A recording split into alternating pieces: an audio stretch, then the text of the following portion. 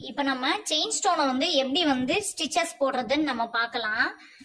Already நான் வந்து chain ஸ்டோனை வந்து ஒட்டிட்டேன். ஒட்டாம நம்ம வந்து லாக் போட்டு போட்டு எடுத்தோம் அப்படின்னா கொஞ்சம் கொஞ்சம் நகலும், ஃபினிஷிங் இருக்காது.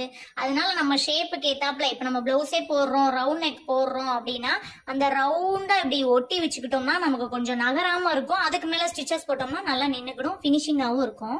எப்படி போடுறதுன்னு பார்க்கலாம். ரெண்டு ஸ்டோனுக்கு இடையில கூட நம்ம லாக் போட்டுக்கலாம். ஃபர்ஸ்ட் மேல இருந்து செயின் ஸ்டோன்ல ஒட்டி ஒரு லாக் எடுத்துட்டு நான் நரம்புல போடுறேன். உங்களுக்கு த்ரெட்ல வேணும்னா த்ரெட்ல போட்டுக்கலாம், ஜரி த்ரெட்லையும் போட்டுக்கலாம், கலர் த்ரெட்லையும் போட்டுக்கலாம். நான் வந்து த்ரெட்ல போட்டோம்னா தெரியும் நம்ம போட்ட ஸ்டிச்சஸ், நரம்புல போட்டோம்னா தெரியாது, ஸ்டிச்சஸ் போட்டிருக்கதே தெரியாது. இங்கனக்குள்ள குட்டியா ஒன்று எடுத்திருக்கேன் மேல, அதுக்கு கீழே ஒரு லாக் குட்டியா போட்டுட்டு இந்த 2 இதுக்கு அடுத்ததா 2 இல்லைன்னா 3 எப்படினாலும் நம்ம போட்டுக்கலாம். அதை ஒட்டியே ஒரு லாக் போட்டுட்டு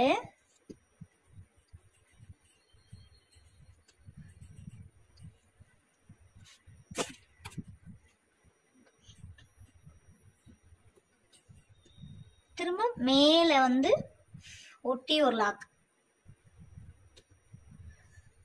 திரும்ப அதுக்கு பக்கத்துல 2 இதுக்கு அடுத்து ஒரு லாக் போட்டுட்டு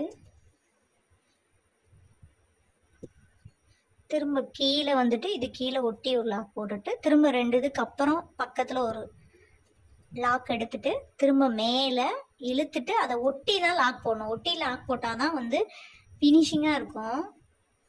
தள்ளி லாக் போட்டா தெரியும் நம்மளோடது. அடுத்த 2 இதுக்கு அப்புறம் குட்டியா எடுத்துக்கணும் ஒரு லாக், திரும்ப இதை ஒட்டியே ஒரு லாக் குட்டியா போட்டுக்கணும்.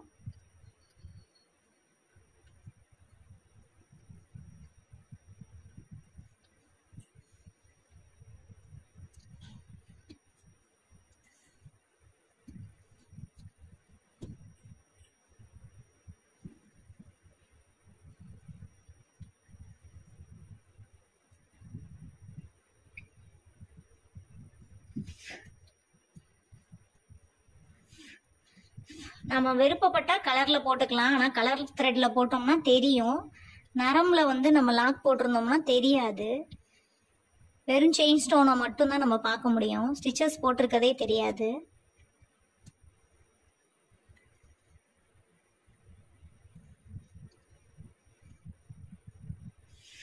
கீழே அப்படி ஒட்டி ஒரு லாக் போட்டுட்டு 2 இதுக்கு அப்புறம் அதை ஒட்டி ஒரு லாக் போட்டுட்டு நடுவில் ஒரு கேப் தெரியுதா, அதுக்குள்ள த்ரெட்டை விட்டுட்டு மேலே ஒரு லாக்,